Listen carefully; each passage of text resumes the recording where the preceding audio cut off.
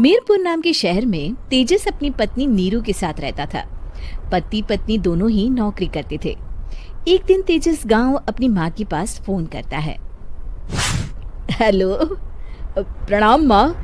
जीते रहो माँ, तुम दादी बनने वाली हो। अरे वाह, ठीक है बेटा, मैं कल ही आती हूँ। जब माँ जी शहर पहुंची तो बेटे बहू ने बहुत अच्छे से स्वागत किया। लीजिए माँ जी, चाय। अरे गर्मा गर्म पकोड़े ले आओ माँ के लिए। नीरू रसोई में गई और 2 मिनट में ही पकोड़े ले आई।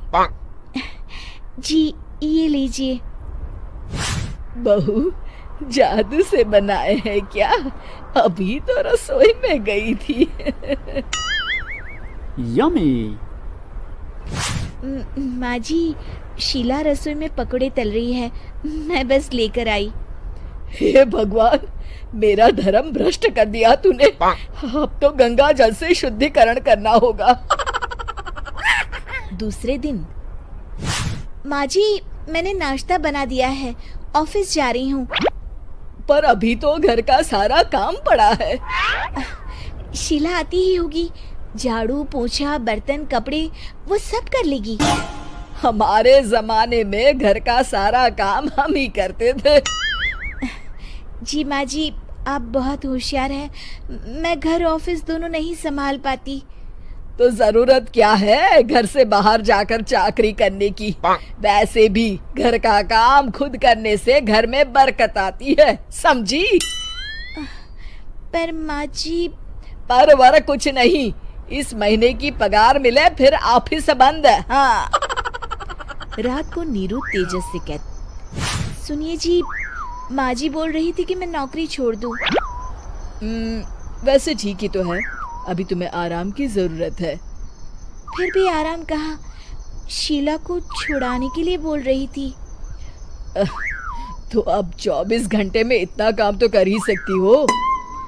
पर जॉब पसंद है मुझे, घर पर मन नहीं लगेगा।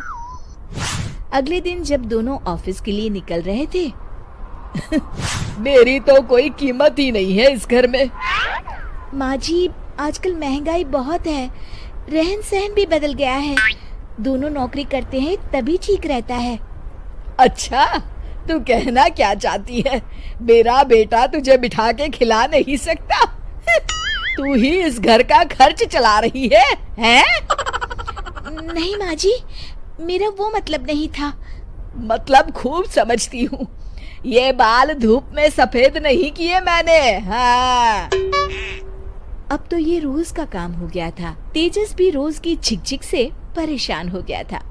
एक दिन उसने कहा, नीरू, वैसे भी तुम्हें मैटरनिटी लीव मिलने वाली है, तो अभी से ही छुट्टी ले लो। पर क्या, मेरी सैलरी अच्छी खासी है। आखिर नीरू ने रिजाइन कर दिया। जब बच्चा हुआ तो घर में सब बहुत खुश हुए। कुछ दिनों बाद तेजस फाइल देख रहा था। क्या हुआ तेजस, कुछ परेशान लग रहे हो? अब हाँ, वो जितनी सेविंग्स हमारी थी वो तो हॉस्पिटल में और छठी के फंक्शन में खत्म हो गई है नीरू। और अभी वैसे मंदी चल रही है तो मैं बोल रही थी कल मुन्ना को हेपेटाइटिस का टीका लगवाना है। नीरू, क्या पोस्टपोन नहीं कर सकते? नहीं जी, बिल्कुल नहीं।